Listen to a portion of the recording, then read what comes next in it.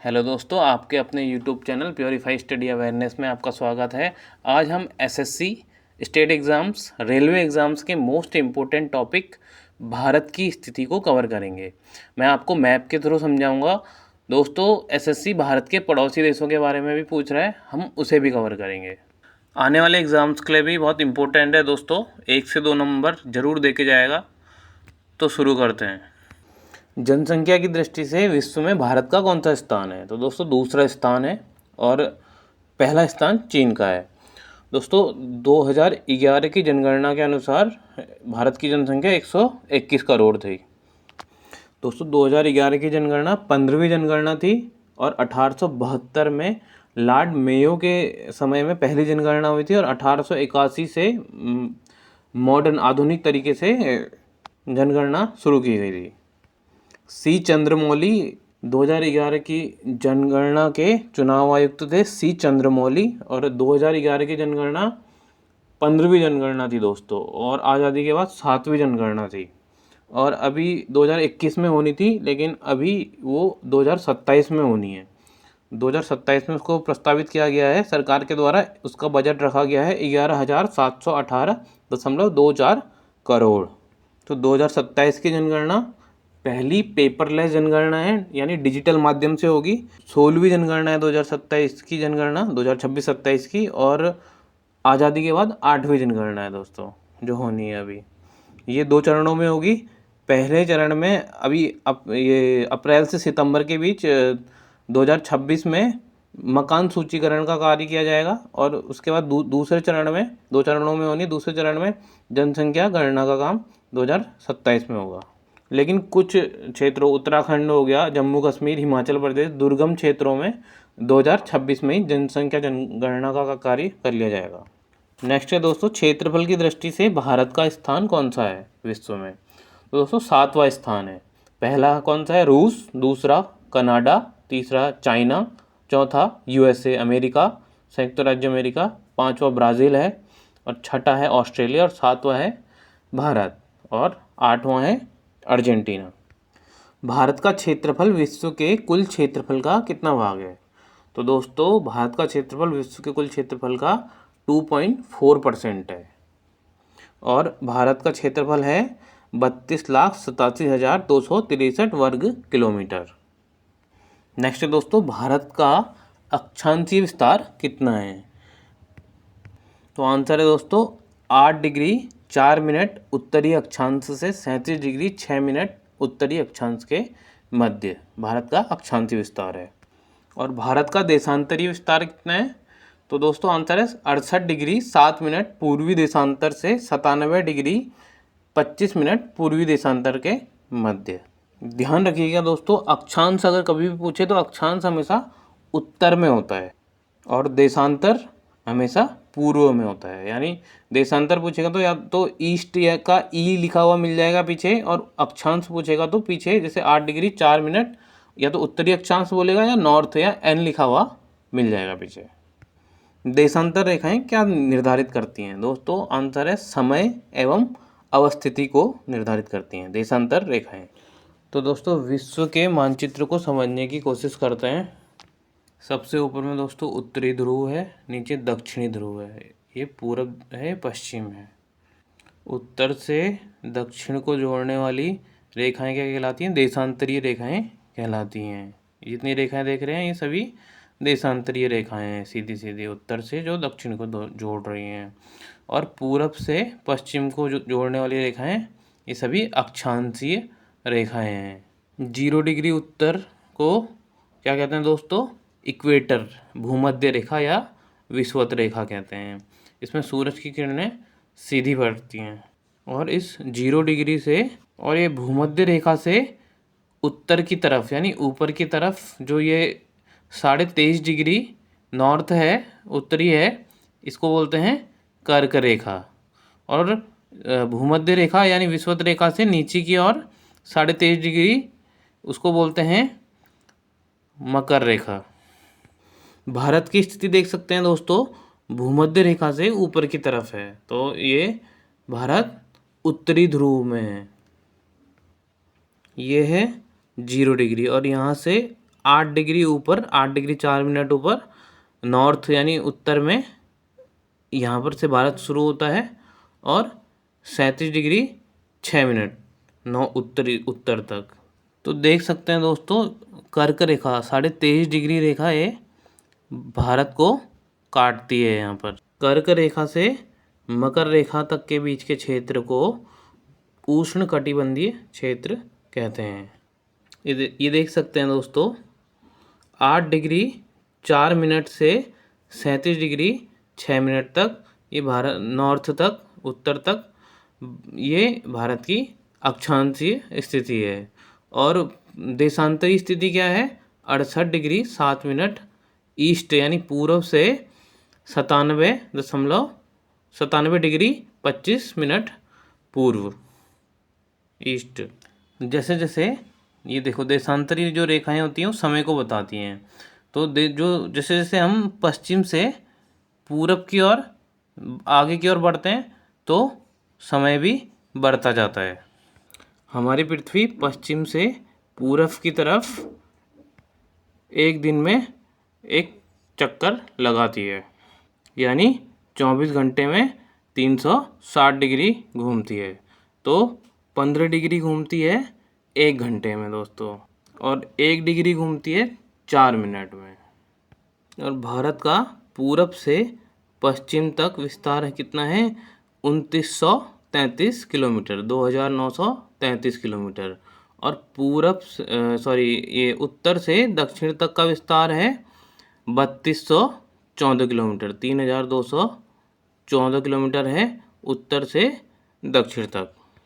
और उत्तरतम जो बिंदु है भारत का, वो मतलब यानी सबसे उत्तर में जो बिंदु है, सबसे ऊपर में, वो कौन सा है? लद्दाख में है इंदिरा कॉल। और दक्षिणतम बिंदु, लास्ट बिंदु है जो, वो है इंदिरा पॉइंट। ये कहाँ है? ये ग्रेट निकोबार में है दोस्तों। और अगर हम भारत की मुख्य भूमि का दक्षिणतम बिंदु बोलेंगे तो वो है कन्याकुमारी में कैप कैमोरिन। और सबसे पूर्वी बिंदु है अरुणाचल प्रदेश में केबिथू।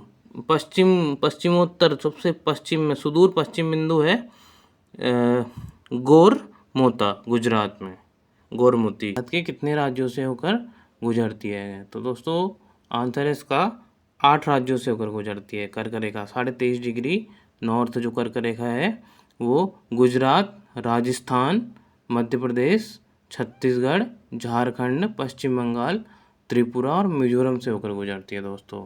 ये देखिए दोस्तों, ये गुजरात से होते हुए राजस्थान, मध्य प्रदेश, छत्तीसगढ़, झारखंड, पश्चिम बंगाल और फिर त्रिपुरा और मिजोरम से होकर गुजरती है कर्क रेखा, तथा भारत को लगभग 2 बराबर भागों में बांटती है। कुल स्थलीय सीमा कितनी है दोस्तों भारत की? 15,200 किलोमीटर। भारत को लगभग 2 बराबर भागों में कौन सा अक्षांश विभाजित करता है दोस्तों? आंसर पता है हमें, कर्क रेखा यानी 23.5 डिग्री उत्तरी अक्षांश। नेक्स्ट दोस्तों, भारत के सबसे पश्चिमी बिंदु तथा पूर्वी बिंदु के मध्य सूर्योदय एवं सूर्यास्त में लगभग कितने घंटे का अंतर है? तो आंसर है दोस्तों 2 घंटे का। कैसे है 2 घंटे का अंतर? देखेंगे दोस्तों, 68 से 97 डिग्री पूर्व में कितना अंतर है? लगभग 30 डिग्री का अंतर आ रहा है। तो 30 डिग्री यानी 15 डिग्री में 1 घंटा, और तो 30 डिग्री में 2 घंटा हो जाता है दोस्तों। भारतीय मानक समय रेखा 82.5 डिग्री पूर्व किस शहर से होकर गुजरती है? दोस्तों आंसर है इसका प्रयागराज के निकट मिर्ज़ापुर से। दोस्तों एक ही देश में देशांतर के कारण समय में अंतर होने की वजह से 2 समय दिखाएगा, अलग अलग समय दिखाएगा, इसलिए एक समय मानने के लिए हमने भारतीय मानक समय रेखा माना है 82.5 डिग्री पूर्व को, जो 68 से 97 के लगभग बीच बीच में आता है। तो वो किस शहर से होकर गुजरता है? प्रयागराज के निकट मिर्ज़ापुर से। नेक्स्ट दोस्तों, भारतीय मानक समय एवं ग्रीनविच माध्य समय में कितने घंटे का अंतर होता है? दोस्तों इसका आंसर है 5.5 घंटे का।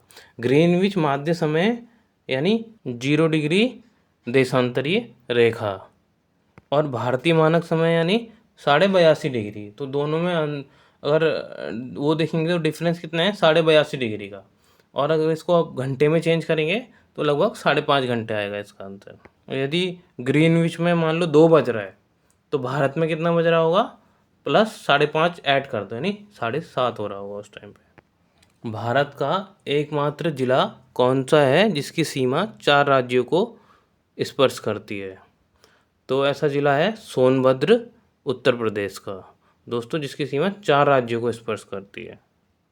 और भारतीय मानक समय रेखा कितने राज्यों को काटती है दोस्तों? 5 राज्यों को काटती है। कौन कौन से राज्य हैं दोस्तों? ये हो जाएंगे आपके उत्तर प्रदेश, मध्य प्रदेश, छत्तीसगढ़, उड़ीसा और आंध्र प्रदेश।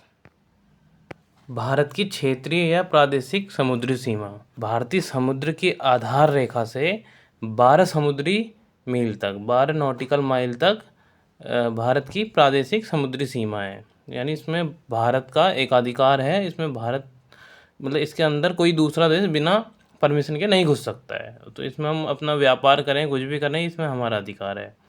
तो ये हमारी क्षेत्रीय सीमा है, प्रादेशिक समुद्री सीमा। और भारत का अनन्य आर्थिक क्षेत्र कहाँ तक है? वो 200 समुद्री मील तक है दोस्तों। भारतीय समुद्र की आधार रेखा से 200 समुद्री मील तक अनन्य आर्थिक क्षेत्र है।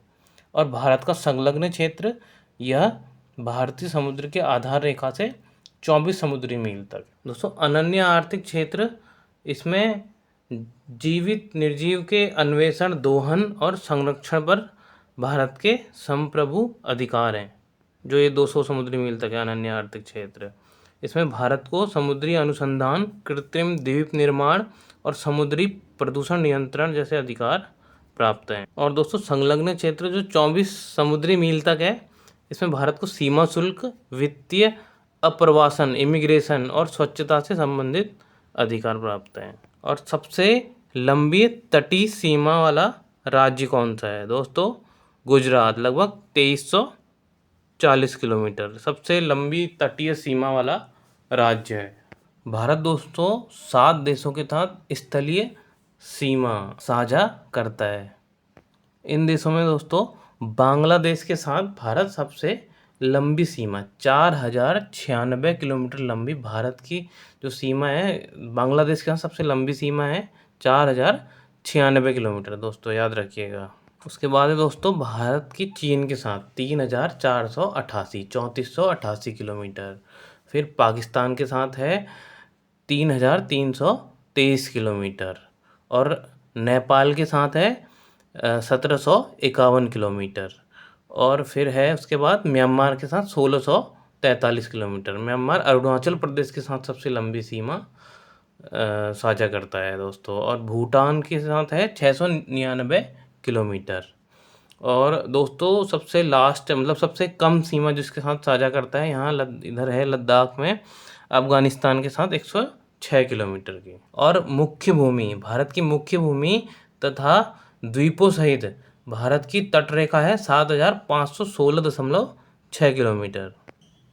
तो दोस्तों भारत के 9 राज्य हैं और 4 केंद्र शासित प्रदेश समुद्री सीमा साझा करते हैं।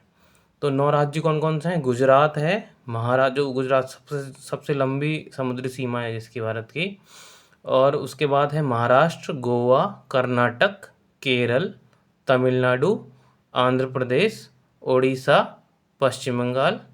और वो कौन से हैं आपके केंद्र शासित प्रदेश? 4, अंडमान और निकोबार द्वीप समूह, लक्षद्वीप, पुदुचेरी, दमन एवं दीव। भारत के पड़ोसी देशों की मुद्रा, राजधानी, संसद और राजभाषा और राजधर्म को जानेंगे दोस्तों। चीन की मुद्रा है युआन, राजधानी है बीजिंग, संसद है नेशनल पीपल्स कांग्रेस, राजभाषा है मंदारिन और राजधर्म कोई नहीं है।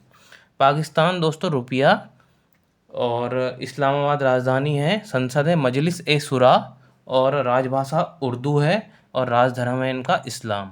और बांग्लादेश की मुद्रा टका है और ढाका इसकी राजधानी है और संसद को यहाँ की जातीय संसद बोलते हैं। राजभाषा बंगाली है और इस्लाम यहाँ का राजधर्म है। म्यांमार की मुद्रा क्यात है, राजधानी नेपिडो है और संसद है यहाँ की पायदा उंगसू लुटाओ। और राजभाषा है बर्मी और राजधर्म है बौद्ध धर्म।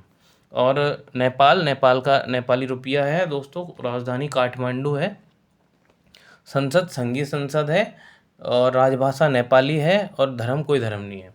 देश भूटान और इसका भूटान की मुद्रा है नगुलट्रम और राजधानी थिम्पू है और संसद है भूटान की ग्यालोंग तुसोंगखांग और राजभाषा है यहाँ की जोंखा और बौद्ध धर्म यहाँ का राजधर्म है। श्रीलंकाई रुपया और यहाँ की राजधानी है दोस्तों कोलंबो थी, लेकिन अभी है जयवर्धनेपुरा कोट्टे।